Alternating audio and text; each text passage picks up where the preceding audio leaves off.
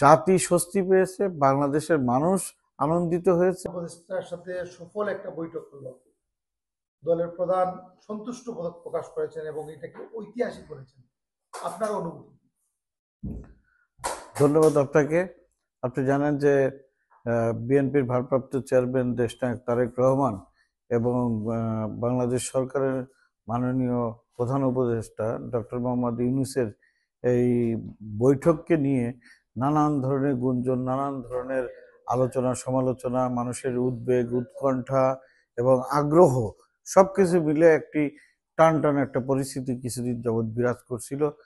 যুক্তরাজ্য বিএনপি আমরা সকলে মিলে ঐক্যবদ্ধভাবে আমাদের যারা অঙ্গ সংগঠন, সহযোগী সংগঠন সবাইকে নিয়ে আমরা একটা জিনিস সবসময় এনশিওর করার চেষ্টা করেছি যে ওয়েল ডিসিপ্লিনের মাধ্যমে আমরা এই যে বৈঠকটি হবে সেই বৈঠককে আমরা স্বাগত জানাবো। যেহেতু আমাদের নেতা যেখানে যাবে, বিএনপির নেতাকর্মীরাও সেখানে যাবে।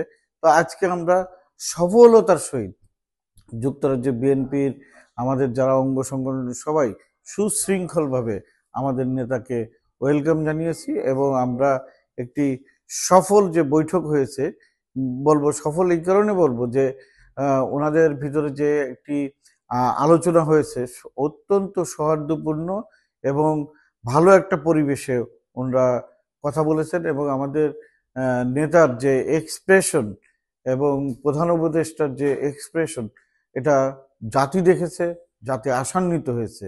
তো বাংলাদেশে এই এপ্রিলের নির্বাচনকে কেন্দ্র করে বাংলাদেশের যেই একটা অস্থিরতা বিরাজ করছিল, বিশেষ করে নির্বাচন, সংস্কার এবং হচ্ছে যে আপনার বিচার ব্যবস্থা, এই তিনটি বিষয়টাকে বেশি গুরুত্ব দিয়ে যে আপনার আগামী দিনে বাংলাদেশ কোন দিকে যাবে সেটা নিয়ে নানান ধরনের একটা উদ্বেগ, উৎকণ্ঠা বিরাজ করছিল।